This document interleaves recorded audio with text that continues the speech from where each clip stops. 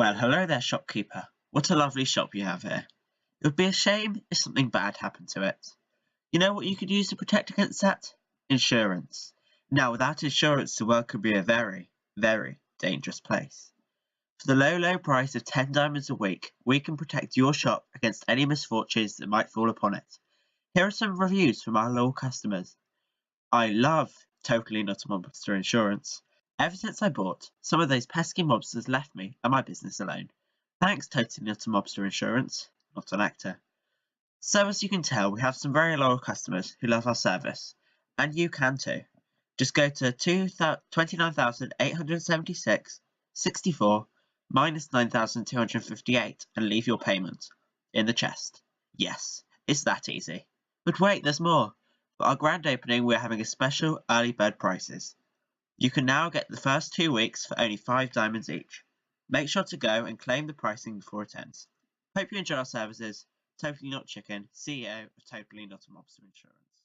I mean, of course, this company is totally not a scam. So what I'm going to do is go and get 10 diamonds. What's the least valuable item I could think of? Okay, I think I know what to do. 10 diamonds. Totally not mobster. That should do it. Okay, let's head over to the coordinates. Totally Not a Mobster Insurance HQ. Read the book. There's another book here. Okay. Hello there. We're so glad you chose Totally Not a Mobster Insurance Company to protect you and your shop.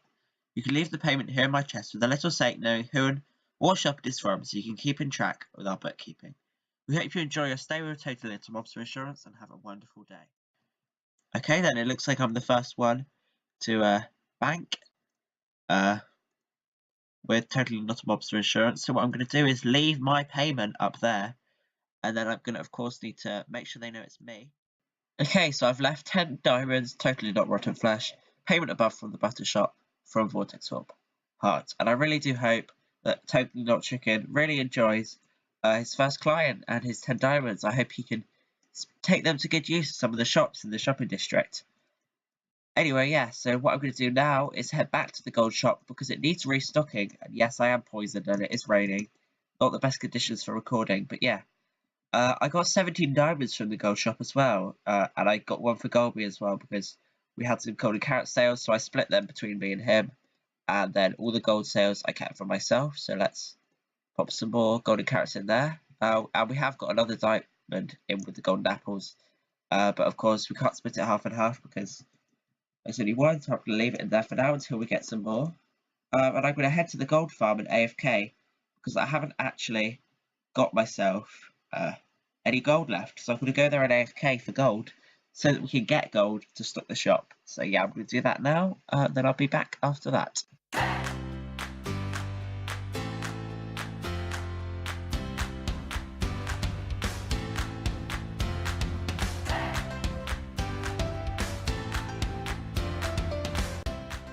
Way over to the witch hut. I've spawned in this portal, put on my ender chest. I've got a couple of pumpkins. It's not going to be enough, but they are immovable objects, so we're going to be using immovable objects for the floor of this farm.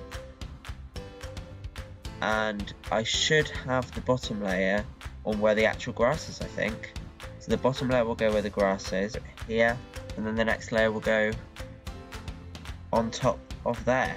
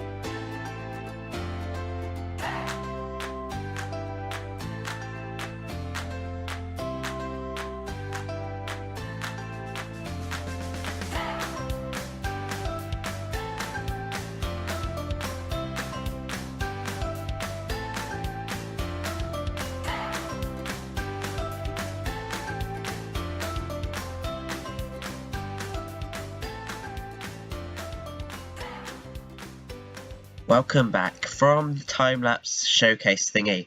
I thought I would make a change from my regular type of build, which is of me building it, and do a showcase video instead. I do think it is quite nice to have the building process taped though, but I didn't tape it this time. I decided just to do a little showcase, and you just watch that. I think it turned out beautifully. We are up here in the room at the top of the witch farm where we slaughtered the witches, and the witch place is below us, and I've been progressing since the time-lapse a bit. I've hooked up a storage system, I've hooked up a proper killing chamber, I've hooked up 2 potion brewers, I'm in the process of making the 3rd, and actually I've got a bunch of splash potions of healing over here. Splash potions of healing 2, instant health 2. Using all the stuff from the witch farm, and because we kill them with looting 3, we get potions, which was the main reason why I wanted to build this witch farm. Sadly, I didn't make an introduction to that. I just went straight into the time lapse. I thought I had recorded, but apparently not, and this is actually the 2nd time recording this as well. I seem to always never press the button. And there we go, turns out I definitely pressed the button this time. I just gave a little check, and I want to show you around. So we'll head down to the witch farm at the moment, but I'm here at the killing zone. We've got this lever. If we flick it, all the witches that I've been gathering in the top will drop down. Of course, because Golby and Becca are online, I'm guessing they're loading a lot of mobs, which is why there aren't very many witches falling down. And when it's like this, yeah, the witches fall down continuously. So over here is the storage. I've hooked up an item elevator, and actually it's very compact. I want to put magenta glass all over the floor, and I'll explain why we have the glass in a moment, as opposed to regular blocks. And I also want to put magenta glass in the item elevator, because this is the item elevator, and in fact these blocks are part of it, although I don't know if they actually are. And this obsidian is, this block is too, and it's very, very compact here. And using glass would just make it look a lot cooler in general. Yeah, the wishes are filtering a lot slower than they were when it was just me online, and I did test this before. As you can see there, we're getting witch heads, we're getting instant health potions, and I'm just popping all of these into here. The aim is to have 3 settings: health potions, fire resistance potions, and water breathing potions. And then when it's just health potion mode, we can put the potions straight into this brewer, which will brew the potions into instant health 2 splash potions. And when it's in the other two modes, then the healing potions will go in with the other potions, the splash potions, the potions of water breathing, and the potions of fire resistance into a separate chest system. But yeah, the witch head looks cool, doesn't it? As you can see, I've been laying out all the witch heads that I've been getting up here. Pretty nice, probably a bit over the top, but hey, we can do something with them at a later date. I don't know what, maybe prank someone, I never said that. Anyway, yeah, we've got the system here with all the witches dropping down. None of them seem to be doing that at the moment. And the reason we're AFKing up in the sky is so that no mobs in the caves below are loaded. So when it's just me online, the mob cap is not filled up, and the mobs will spawn continuously just in my farm, and it'll be super efficient. The potion brewers next. Yes, so this is the potion brewer. I've got a design for it on my channel. I've modified it slightly, just added some more hoppers with shulker boxes.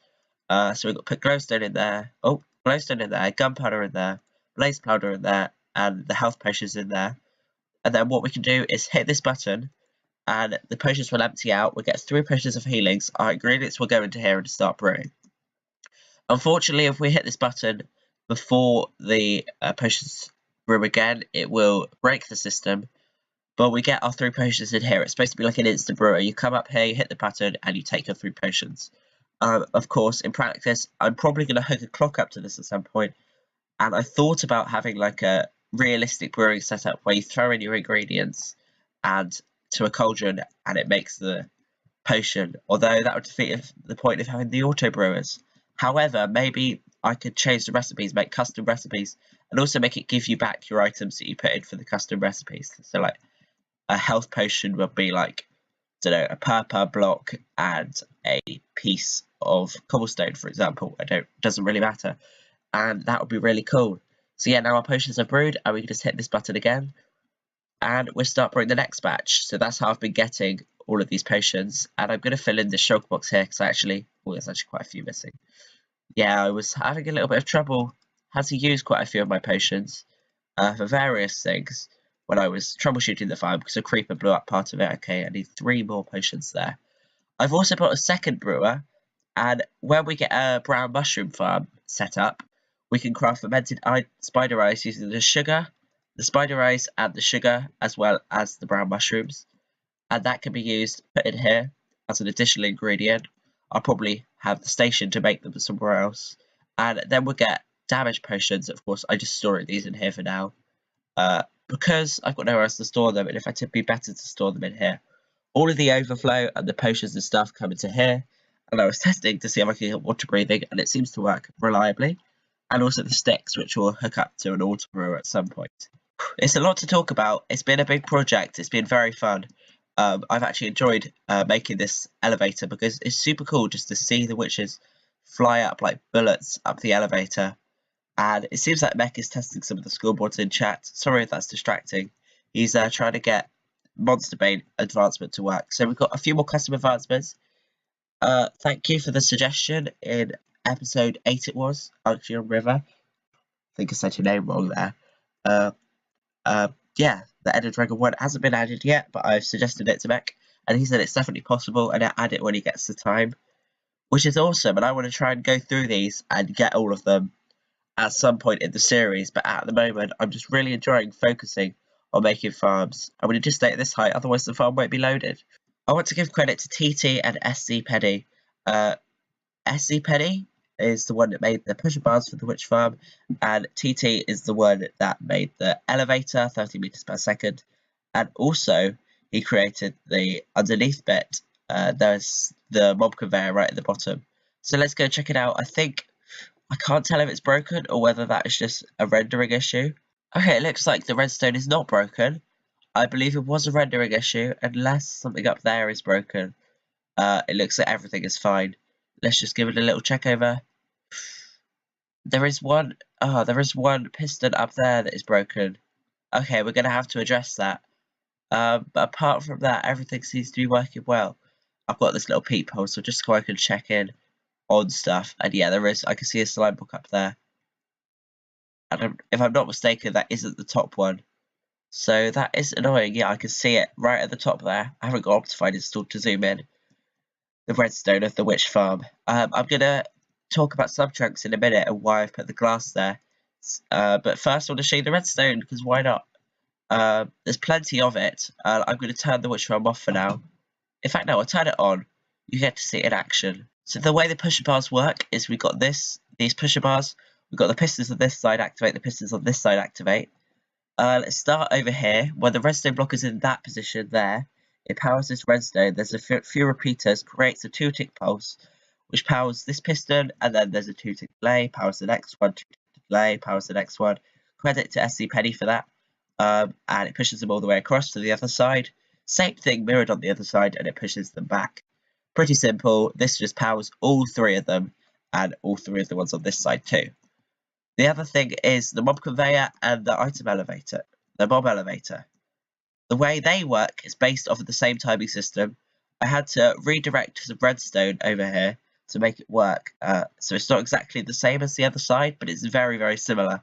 And I don't even think these pistons are necessary, but they were in the schematic that I used. When I say schematic, I didn't use it on this world, like in the build mode or anything. I went onto a separate creative world and built it because he didn't provide a world download.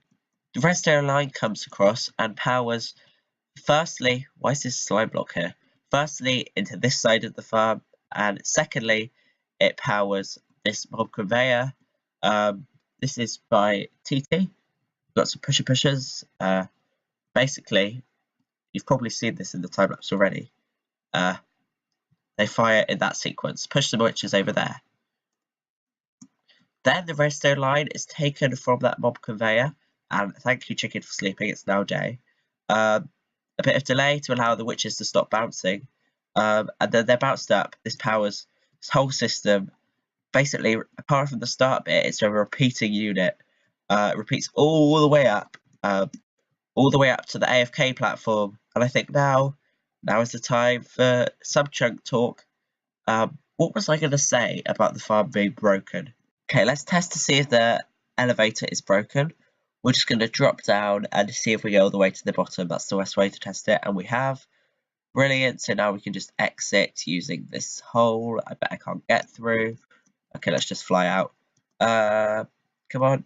So the reason the platform that we AFK on is made out of glass is because of the way that Minecraft spawns mobs.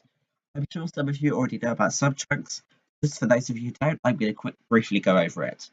Minecraft spawns mobs from the bottom of the world to the top. So it will start at bedrock and it will scan up, looking for places to spawn mobs. If the light level is high enough and it's a random occurrence, mobs will spawn, and it will choose to spawn a mob on that block.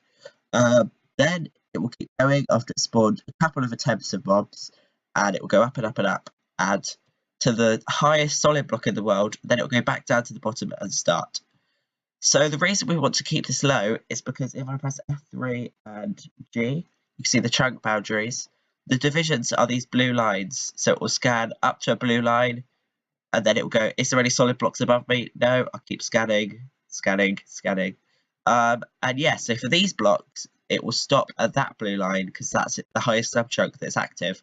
So it will go to the bedrock, all the way up, scanning for mobs, to there, then it will go down, all the way up to there. Of course, glass isn't a solid block, so this doesn't happen. So what happens is it just scans to the top of the roof of the farm. So it goes from bedrock to level 64, or whatever it is. Bedrock to level 64. And that is a lot quicker than going all the way up 190 blocks, then down. 190 blocks, and then down. Which is effectively what it is. I think, in fact, that block might be exactly 190, I'm not sure. The reason that we have 3 extra blocks is because of group spawning.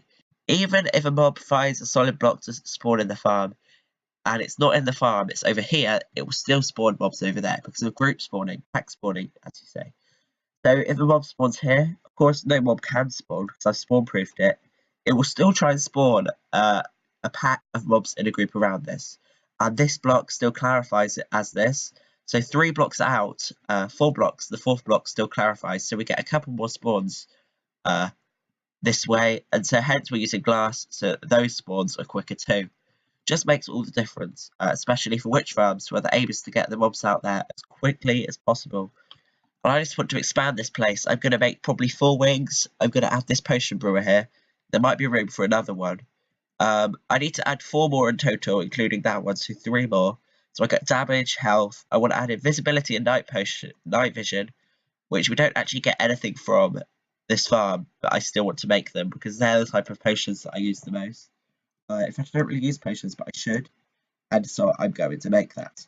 I also would like to install a brewer for extending the water breathing and extending the fire resistance, so that's 2 more brewers. But yeah, I'm really enjoying this project. I hope you are too. This episode may be slightly shorter than usual. It's because of the showcase thing. Ignore my carpet duper. It's in the way, and we are allowed to do carpet duping on the server. We're also allowed to dupe basically anything that is not in shulker box full. So we're not allowed to use hopper duping, but we can use, for example, concrete duping through the end portal. We can dupe rails and carpets and all that jazz, all the fancy stuff. So yeah. Anyway, guys, I thought I'd end off today's episode just by killing a couple more witches, because there's only Mimi standing online again. Of course, he's still loading caves, so the farm is still going to not be as efficient as it is at its full capacity.